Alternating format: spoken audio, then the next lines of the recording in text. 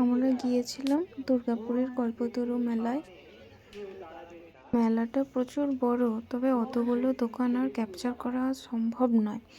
এই ব্যাগের দোকানটা দিয়ে আমরা শুরু করেছিলাম। ব্যাগগুলো দেখলাম, একটা বড় ব্যাগ দেখেছিলাম যেটা 450 টাকা দাম বলেছিল। ব্যাগটা ভালো লেগেছিল, দাম অনুযায়ী ব্যাগটা আর ভালো লাগেনি।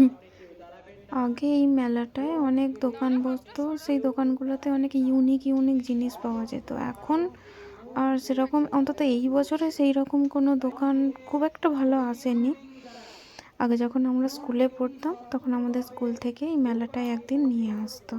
তখন যে রাইডসগুলো থাকতো সেই রাইডসগুলোতে হাফ টাকা নিত আমাদের কাছ থেকে, কিন্তু এখন রাইডসগুলোতে প্রত্যেকটাতে 100 টাকা করে টিকিট। ভাবা যায়?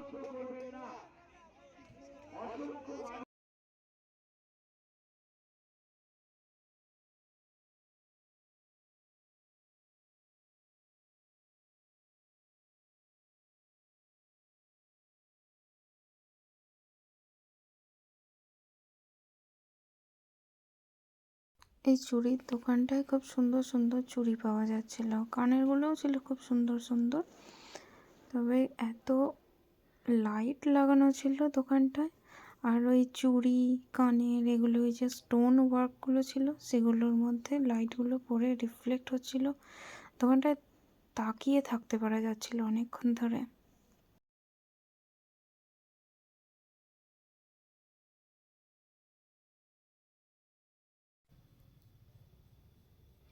এই চুড়িটা ছিল খুব সুন্দর, এতগুলো চুড়ির মধ্যে এই চুড়িটাই ভালো লাগছিল, আর তাই জন্য এই চুড়িটা দুটো নেওয়া হয়েছিল। এটা আমার বোন নিচ্ছে, 50 টাকা করে ছিল পার পিস।